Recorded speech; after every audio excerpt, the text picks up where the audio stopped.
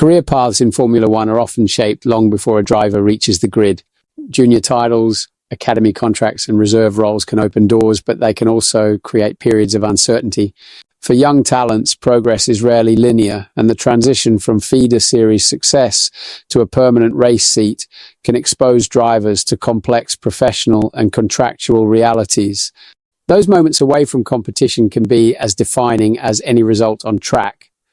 Time spent on the sidelines offers exposure to the inner workings of a team, the demands of a Grand Prix weekend, and the commercial and media obligations that frame modern Formula One. It can also test patience, confidence, and long-term planning.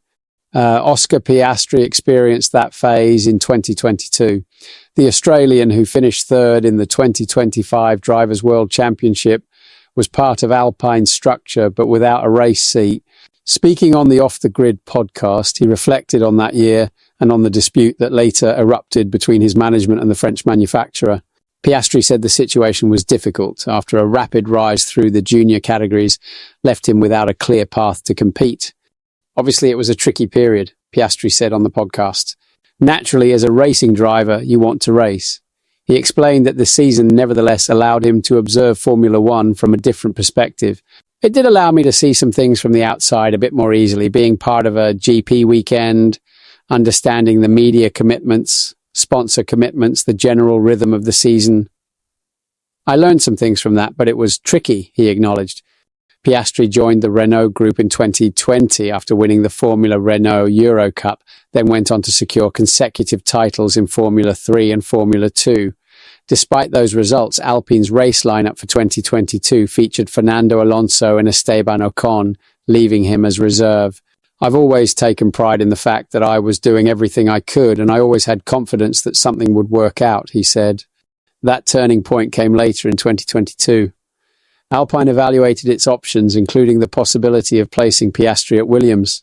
When Sebastian Vettel announced his retirement and Alonso chose to move to Aston Martin, Alpine publicly stated that Piastri would be promoted. The Australian immediately contradicted that announcement on social media, revealing he would not be driving for the team. At that stage, he had already signed with McLaren, and the FIA Contract Recognition Board subsequently ruled in favour of the Woking-based team.